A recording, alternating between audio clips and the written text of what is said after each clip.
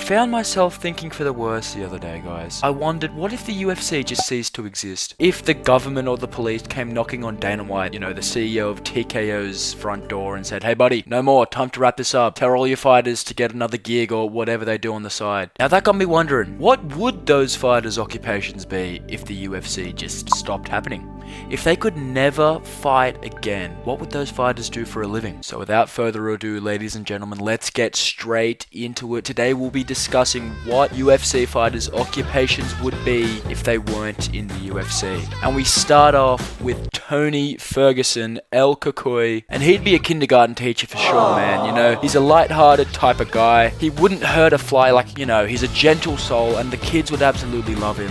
Let's also not forget, you know, if the kids were talking, there was some general chat amongst the class, Tony would get up out of his, you know, his office desk and be like, hey, shut up before I ankle pick you, man. The kids would just have a great old time. I'm sure kindergarten is an appropriate environment for Tony Ferguson. Bilal, remember the name Muhammad, and this man would be the best sleep specialist in the business. Man, he's already out there putting people to sleep every time he fights, so he's pretty much a natural. He doesn't even need a bed to make people go to sleep. He needs 15 to 25 minutes in a cage. Colby Covington. Now, Colby Covington would be the perfect 48th vice president of the United States of America. Colby already kisses Trump's ass a lot better than Mike Pence does, and because of that, I'm sure he'd generate a following in the Midwest. If not, a career in professional douchebaggery is also there. Next up, Shan Strickland. I think this one speaks for itself. He'd definitely be in jail. The guy's a lunatic. Like, he may as well already be in jail. There's that video of him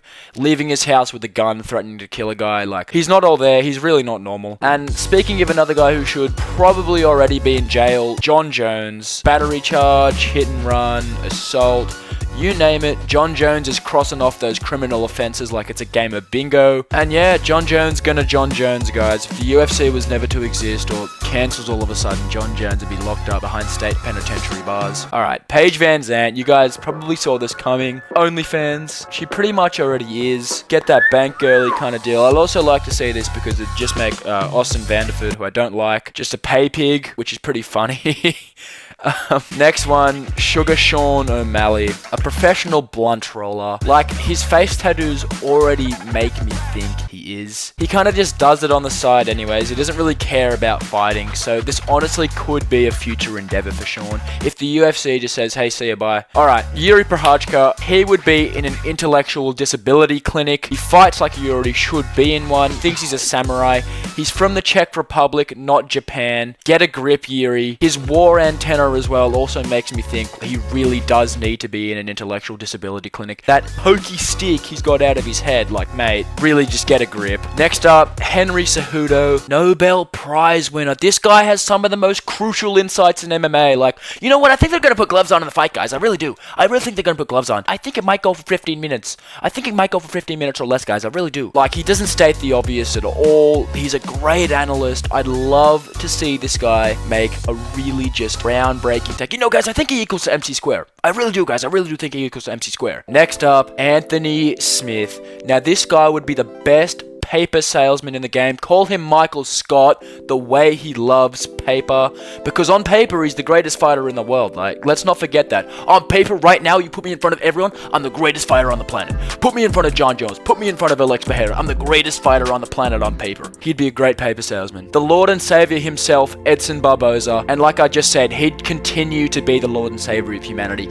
He wouldn't have to do anything, whether he gets paid or not. The public adoration is what matters. Chito Vera, professional punching bag. Like, he's durable as hell. He doesn't really get scratched or bloodied up really often, and he rarely punches back. Brian Ortega, though, guys. Now, this guy, for him, sky's the limit, except being a professional footballer. This man could not be a wide receiver or a tight end or a running back or anything offensive-wise because all he does is fumble. Clay Guida and Miktabek Orlby would be perfect cavemen. You send those bastards a million years back in time. Ooh, ooh. Guida strong. Like, they got hella big brow bones. They're quite clearly Neanderthal descendants, and it just overall makes sense. Israel Adesanya would be perfect in a canine pound. Like, he's great with dogs, he provides comfort, and he's got a history with dogs. You know, it's a fact. Google it. Israel Adesanya dog. Type that shit into your laptop.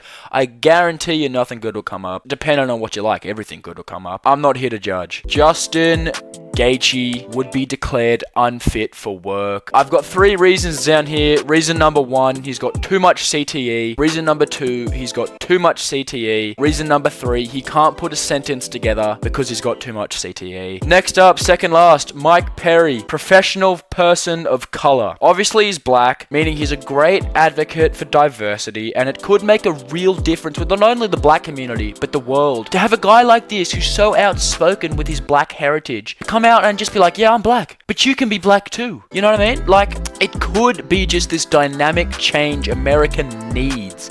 Mike Perry for president, Mike Perry for professional person of color. It just works. Like, the pieces align like a puzzle here, guys. Last but not least, Brandon Moreno, the Mexican Greg Heffley. They're pretty much the same person. They're a wimp. All Brandon Moreno does is build Legos and paint Pop Funkos. Like, he's temporarily retired after he's lost to Brandon Royval because he's like, so guys, I'm just gonna go home and build my Legos and paint my Pop Funkos.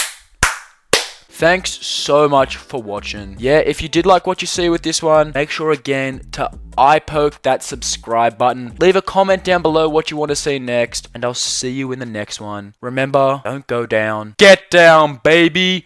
Woo!